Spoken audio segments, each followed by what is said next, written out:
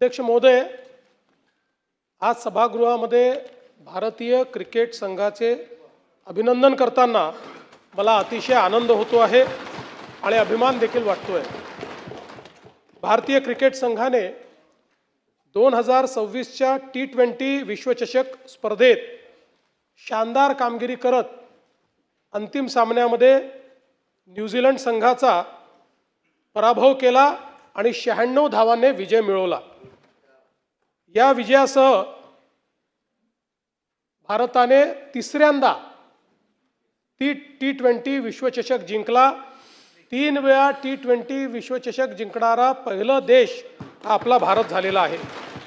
तसंच सलग दुसऱ्यांदा T20 चषक जिंकणारा देखील पहिला देश आपला भारत झालेला आहे।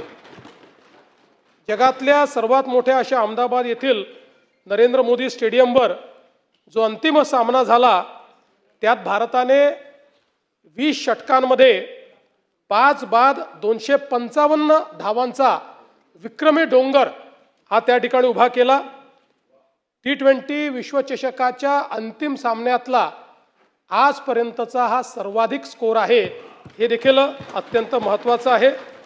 आणि भारतीय गोलंदाजाने न्यूझीलंड संघाचा डाव मात्र 159 धावांमध्ये त्या ठिकाणी गुंडाळला। विशेषतः आमच्या फलंदाजांनी अतिशय उत्कृष्ट कामगिरी केली। संजू सॅमसन ज्यांनी गेले 3ही सामने भारताला विजयाकडे नेलं, त्यांनी 46 चेंडूत 89 धावा या ठिकाणी काढून संघाला भक्कम पाया दिला। अभिषेक शर्मा यांनी फास्टेस्ट 50 त्या ठिकाणी करत 21 चेंडूत 52 धावा त्या ठिकाणी काढल्या। ईशान किशन यांनी 25 चेंडूत 54 धावा या ठिकाणी काढल्या आणि एक अतिशय जलद अशा प्रकारचं अर्धशतक केलं। आणि थोडं माझ्याकरता शिल्लक ठेवा, सगळ्या याच्यात मध्ये बोललंच पाहिजे असं नाही। हां, तिलक वर्मा यांनी देखील, शिवम दुबे यांनी देखील आपल्या संघाच्या धावसंख्येत महत्त्वाची भर पाडली। गोलंदाजांनीही अतिशय उत्तम योगदान दिलं। जसप्रीत बुमराह यांनी 4 बळी घेत निर्णायक अशा पद्धतीनं या ठिकाणी बॉलिंग केली आणि विशेषतः या संपूर्ण टुर्नामेंटमध्ये सर्वाधिक इकॉनॉमिक बॉलर म्हणून त्यांनी कमीत कमी धावा देत भारतीय संघाला त्या ठिकाणी जिंकवलं। आपल्याला माहिती आहे मुंबईत झालेल्या सेमीफायनलमध्येही त्यांचाच ओव्हर हा निर्णायक ठरला आणि ज्यावेळी अटीतटीची वेळ होती त्यावेळी एक अतिशय चांगला ओव्हर टाकून त्यांनी ती संपूर्ण मॅच बदलण्याचं काम केलं। अक्षर पटेल यांनी देखील 3 बळी घेऊन त्या ठिकाणी संघाला भक्कम आधार दिला आणि म्हणून फलंदाजी आणि गोलंदाजी या दोन्ही क्षेत्रामध्ये भारतीय चमूने अत्यंत उत्तम अशा प्रकारचं काम केलेलं आपण सगळ्यांनी बघितलं। आणि या संपूर्ण टुर्नामेंटमध्ये एका मॅचचा अपवाद वगळता आपली टीम सर्व मॅचेस त्या ठिकाणी जिंकली आणि एक उत्तम कामगिरी आपल्या टीमनी केली। म्हणून आपल्या या विधानसभेच्या माध्यमातून भारतीय टीमचे कर्णधार सूर्यकुमार यादव आणि प्रशिक्षक गौतम गंभीर यांचं देखील मी मनापासून अभिनंदन करतो। संघ भावना, शिस्त आणि आत्मविश्वास या तिन्ही गोष्टी या संघामध्ये आपल्याला पाहायला मिळाल्या। आणि विशेषतः ज्याचा मी उल्लेख केला की संजू सॅमसन यांचा ऐनवेळी संघामध्ये प्रवेश झाला, पण मला असं वाटतं की ही संपूर्ण टुर्नामेंट एक प्रकारे त्यांनीच गाजवली असं जर आपण म्हटलं तर ते चुकीचं होणार नाही। आणि विशेषतः वेस्ट इंडिज आणि इंग्लंड विरुद्ध त्यांची जी काही त्या ठिकाणी बॅटिंग होती ती निर्णायक ठरली आणि काल तर ठरलीच। जसप्रीत बुमराह यांनी तर T20च नाही तर आता तिन्ही फॉर्मॅटमध्ये एक प्रकारे भारताचे एस बॉलर म्हणून त्या ठिकाणी नाव कमावलेलं आहे. एक भारतीय क्रिकेटला मिळालेला अनमोल खेळाडू म्हणून त्यांच्याकडे पाहिलं जातं. विशेषतः ईशान किशन यांचं देखील आपण विशेष अभिनंदन करूया, कारण अंतिम सामन्यापूर्वी एक दिवस आधी त्यांच्या घरी जवळचा अपघाती मृत्यू झाला.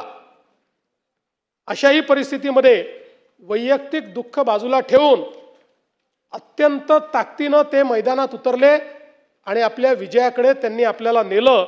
अशा धैर्यवान खेळाडूचं देखील मी विशेष अभिनंदन करतो. आपल्याला कल्पना आहे की भारतीय क्रिकेटचा जो गौरवशाली इतिहास आहे त्याची सुरुवात 1983 साली कपिल देव यांच्या नेतृत्वाखालील आपल्या टीमने ज्यावेळी वेस्ट इंडिजला हरवून पहिल्यांदा आपण विश्व चॅम्पियन झालो लॉर्ड्सवर, तिथनं सुरुवात झाली. 2007 मध्ये महेंद्रसिंग धोनी यांच्या नेतृत्वात पहिल्यांदा T20चे विश्वचषक आपण जिंकलं. 11 मध्ये एकदिवसीय विश्वचषक आपण जिंकलं आणि 2024 आणि 2026 पुन्हा T20 जिंकून आपण क्रिकेट या खेळामध्ये भारताचा डॉमिनन्स आणि भारतच या खेळाचा चॅम्पियन आहे हे आपण त्या ठिकाणी दाखवून दिलं. महाराष्ट्राला विशेष अभिमान हा आहे की कर्णधार सूर्यकुमार यादव हा आपले मुंबईचे आहेत. त्यामुळे त्या ठिकाणी शिवम दुबे देखील आपल्या मुंबईचे आहेत आणि मुंबईने अनेक महान खेळाडू आपल्या देशाच्या टीमला दिले आहेत. मुंबई आणि महाराष्ट्राचं क्रिकेटमधलं जे कॉन्ट्रीब्युशन आहे हे आपल्या सर्वांना माहिती आहे आणि आज ही अतिशय आनंदाची गोष्ट आहे की आपल्या देशातले गावातले सामान्य खेळाडू देखील आज आंतरराष्ट्रीय स्तरावर खेळत आहेत आणि त्या ठिकाणी चॅम्पियनशिप जिंकतायत. आणि हे सगळ्या खेळाडूंचा जर आपण बॅकग्राऊंड बघितलं तर यातले अनेक लोक अतिशय गरीब अशा अवस्थेतनं आलेले, ज्यांचे आई वडील कुठेही मोठे नाहीत किंवा ज्यांच्याकडे पैसा नाही, असे सगळे खेळाडू आज खेळाचं नाव मोठं करतायत, आपल्या देशाचं नाव मोठं करतायत आणि एक प्रकारे करिअर ऑपॉर्च्युनिटी देखील त्या माध्यमातून मिळते.